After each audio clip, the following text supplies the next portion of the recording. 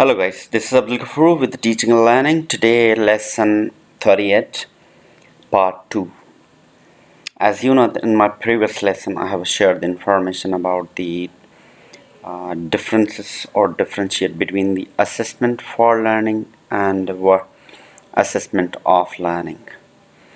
I have shared the information of the part 1 which was about assessment for learning. Today I am going to share the information about assessment of learning. I have given you a picture in my previous lesson 37, that how and what are the differences between these two assessment patterns. I will be giving you some more information, and my focus will remain on to the assessment of learning. So this is a Pedagogy TLS part 2, lesson 38. So let's see what is the assessment of learning. I'll give you the reference of the image which I have shared in my previous lesson. That this image is showing that the direction of each and individual students, how to track the learning. Is it in the right direction or not? So, and I have shared another rear mirror that we can check again and again after a certain time or after a few minutes or seconds, in order to measure the progress of the students, which was assessment for learning. However, this is a long term or the long route, and we don't see for again and again. We see for a time period after whenever we need it, we see, but we mostly use the rear mirror. So after certain point, after certain time, we use this side mirror, and this has a particular reason why exactly we are using. So I used this side mirror as an assessment of learning.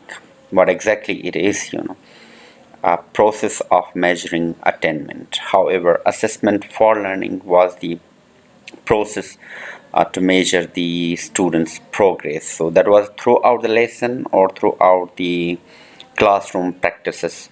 But this assessment we use at a certain point. So I can say at the end of the unit, at the end of the term, at the end of the year, we use the assessment of learning in order to check the student attainment or achievement over the course in that certain period. Now the question is that why do we need to measure that? Because we have to find out the gap, and we have to check the performance, and the teacher has to make the judgment and share this information with the parents, that what exactly they have achieved.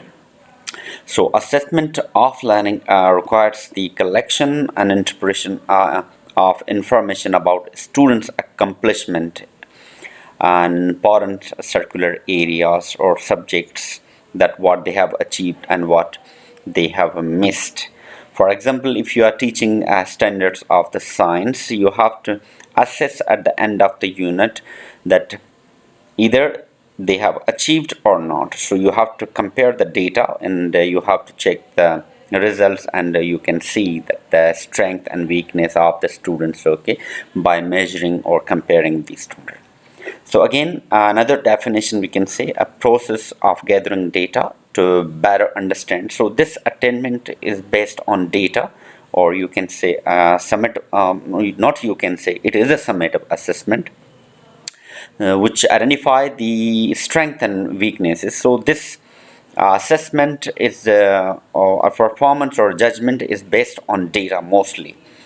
Gathered data also help to make the judgment about students' performance, how much they have achieved and how much they have to, and if there's a gap, then you have to modify your plans accordingly.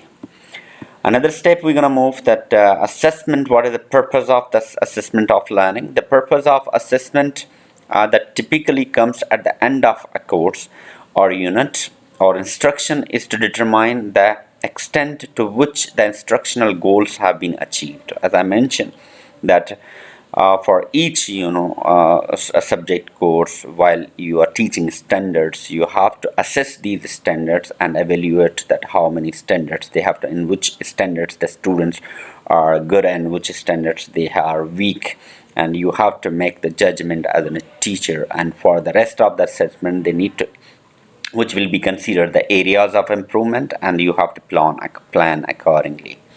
So for grading and certification, so your degree program and your grades, and at the end of the each grade level is based on the assessment of learning. However, there are the three categories of the assessment, and I'm putting this information last that you can clearly understand that the pre-assessment, which you can diagnose. However, the assessment for learning is a formative assessment. You have to checkpoints at a certain checkpoints and give the feedback to students, their constructive feedback in order to improve. However, the assessment of learning is a summative, and your feedback is based on data. So these are the three categories. I'm sure you understood what is the assessment of learning today, which is very simple, and what is assessment for learning. I'm sure you enjoyed. If you have any question regarding these two steps or these two categories, you can write in the comment box. If you didn't subscribe my channel, don't forget to subscribe. If you have any suggestion and comment, please write in the comment box. Your recommendations, your appreciations will be highly appreciated. If you want more videos like that, please press the bell icon button. Thank you so much. Stay blessed and stay safe.